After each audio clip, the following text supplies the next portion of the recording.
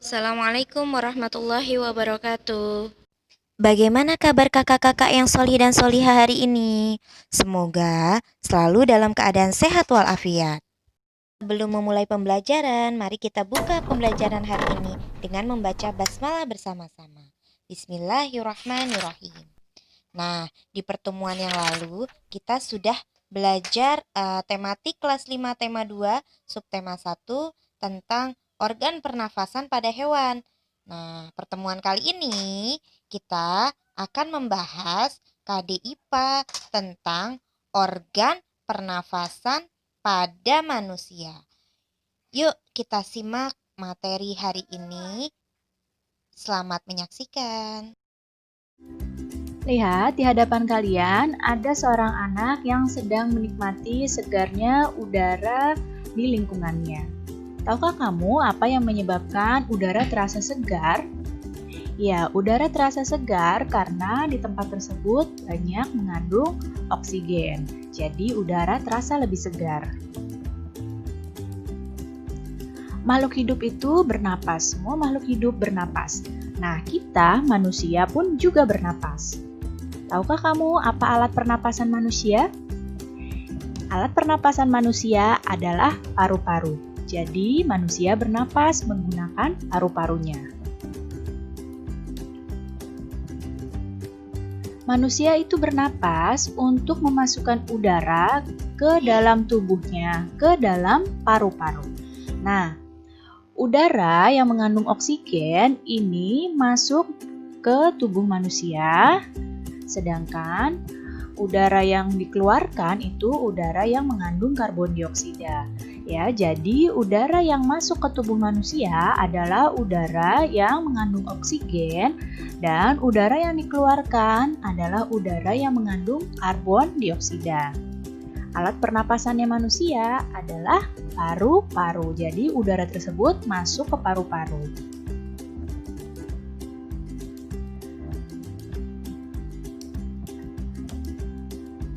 Berikut adalah organ pernapasan pada manusia. Yang pertama, manusia organ pernapasannya adalah hidung. Hidung itu adalah tempat masuknya udara dan tempat penyaringan udara. Jadi, udara yang masuk melalui hidung itu disaring terlebih dahulu menggunakan rambut-rambut halus yang ada di dalam hidung. Sehingga kotoran-kotoran yang terbawa ketika kita menghirup udara itu tertahan di hidung. Kemudian ada selanjutnya faring. Faring adalah persimpangan antara saluran pernapasan bagian depan dan saluran pencernaan di bagian belakang. Kemudian ada laring. Laring ini terdapat di belakangnya faring. Setelah itu ada batang tenggorokan atau trakea. Pada batang tenggorokan ini terdapat jaringan yang disebut silia yang akan bergerak dan mendorong keluar debu-debu dan bakteri yang masuk. Jadi setelah disaring di hidung, jika masih ada debu atau bakteri yang masuk, ini akan didorong keluar lagi di batang tenggorokan. Kemudian ada bronkus. Bronkus adalah percabangan dari batang tenggorokan. Nah, serta menuju paru-paru kanan dan kiri. Jadi bronkus ini bercabang jadi dua. Percabangan yang satu menuju paru-paru kanan dan percabangan yang satunya lagi menuju paru-paru kiri. Kemudian ada paru-paru. Nah, di dalam paru-paru ini ada bronchiolus dan alveolus. Bronchiolus ini adalah percabangan dari bronkus. Sedangkan alveolus adalah tempat terjadinya pertukaran oksigen dan karbon dioksida.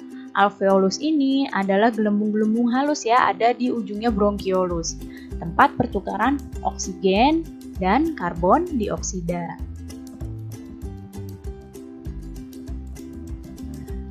Nah, berikut adalah gambar organ pernapasan manusia. Perhatikan di sini ada hidung, lihat panahnya ya, di sini adalah hidung.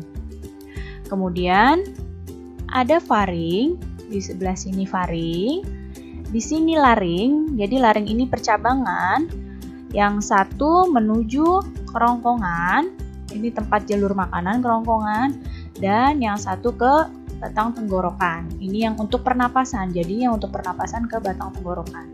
Kemudian ada trakea atau batang tenggorokan. Nah, di sini trakea bercabang menjadi dua, yaitu bronkus. Bronkus ini ya, ini cabang yang besar ini adalah bronkus. Kemudian bronkus punya cabang-cabang lagi kecil-kecil, ini namanya bronchiolus. Nah, di ujungnya bronchiolus ini ada alveolus. Jadi alveolus ini kecil-kecil, tidak terlihat, harus menggunakan alat khusus untuk melihatnya. Nah, paru-paru yang mana? Nih paru-paru yang ini nih, yang warnanya diwarnakan dengan warna merah. Ya, yang ini adalah paru-paru. Nah, alveolus bentuknya seperti apa? Ini bentuknya alveolus seperti ini. Bentuknya seperti gelembung-gelembung. Ya, ini alveolus. Jadi disinilah tempat pertukaran oksigen dan karbon dioksida di dalam paru-paru kita. Lalu bagaimana urutan sistem pernapasan manusia? Nah, urutannya seperti ini. Pertama, udara masuk melalui hidung. Disaring di hidung kotoran-kotorannya. Kemudian masuk ke faring. Udara dari faring menuju laring, dari laring kemudian menuju batang tenggorokan atau trakea. Nah, di sini jika masih ada debu dan bakteri yang masuk akan didorong keluar lagi. Kemudian yang udara sudah bersih dilanjutkan masuk ke bronkus. Bronkus bercabang menjadi dua, dicabangkan lagi menjadi bronchiolus. Bronchiolus adalah cabangnya dari bronkus. Kemudian ke paru-paru. Nah, di paru-paru inilah terjadi pertukaran oksigen dan karbon dioksida, yaitu di alveolus. Nah, di hadapan kalian ada seorang anak yang sedang menghirup segarnya udara di pagi hari. Apakah kamu sering menghirup udara di pagi hari? Nah, udara di pagi hari itu sangat segar dan baik untuk paru-paru kita. Alat pernapasannya manusia adalah paru-paru. Sedangkan organ pernapasan manusia itu mulai dari hidung, kemudian faring, laring, batang tenggorokan, bronkus, kemudian bronchiolus dan alveolus. Bronchiolus dan alveolus ada di dalam paru-paru kita. Tempat pertukaran oksigen dan karbon dioksida di dalam paru-paru kita adalah di alveolus. Nah, sekarang kita akan membahas tentang bagaimana sih proses pernapasan pada manusia. Bernapas itu adalah kegiatan menghirup oksigen ke dalam tubuh dan membuang karbon dioksida dari dalam tubuh kita. Kegiatan bernapas itu membutuhkan kekuatan otot. Otot apa yang digunakan? Otot pernapasan utama itu adalah diafragma. Diafragma terdapat di dalam tubuh, di bawah rongga dada. Diafragma bentuknya itu mirip seperti kubah. Nah, perhatikan gambar ini. Yang mana diafragmanya? Nah, diafragma adalah ini yang ditunjuk oleh panah. Perhatikan juga panah yang ditunjuk. Nah, ini diafragma. Yang ini diafragma. Ini diafragma ya. Bentuknya seperti kubah di rongga dada kita. Ini adalah otot untuk pernapasan. Proses pernapasan manusia itu dibagi menjadi dua. Ada proses menghirup udara atau yang disebut dengan inspirasi, ada proses menghembuskan udara yang disebut dengan ekspirasi. Kita akan bahas proses menghirup udara terlebih dahulu. Pertama, udara masuk melalui hidung. Setelah itu, udara yang masuk melalui hidung ini akan disaring oleh lendir dan rambut hidung. Setelah itu, diafragma akan berkontraksi menjadi lebih datar, tulang rusuk bergerak ke atas. Kemudian paru-paru kita mengembang, rongga dada membesar, kemudian gas oksigen diserap oleh alveolus.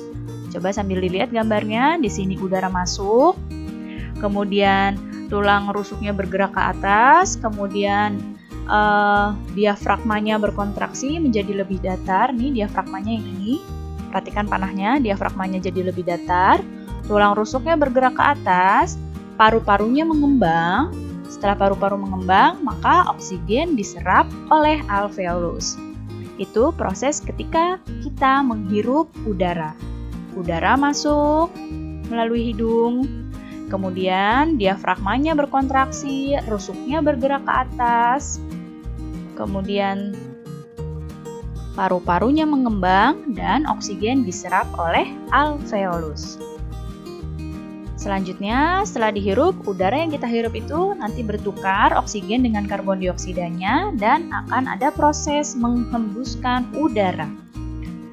Nah, proses penghembusan udara pertama di sini otot diafragma akan relaksasi. Ya, otot diafragma akan relaksasi dan otot tulang rusuk akan mengendur, paru-parunya mengempis dan rongga dada kembali ke ukuran semula.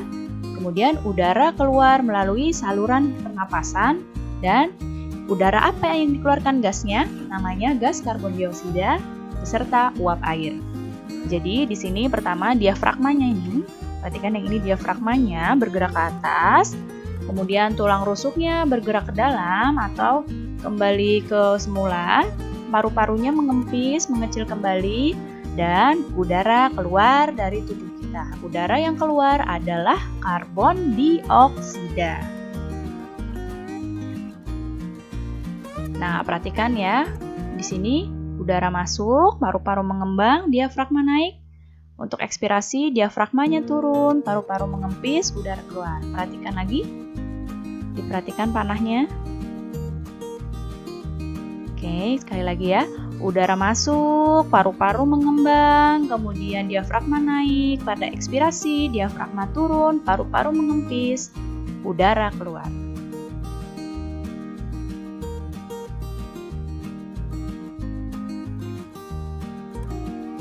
Demikianlah pembelajaran kita hari ini. Semoga bermanfaat.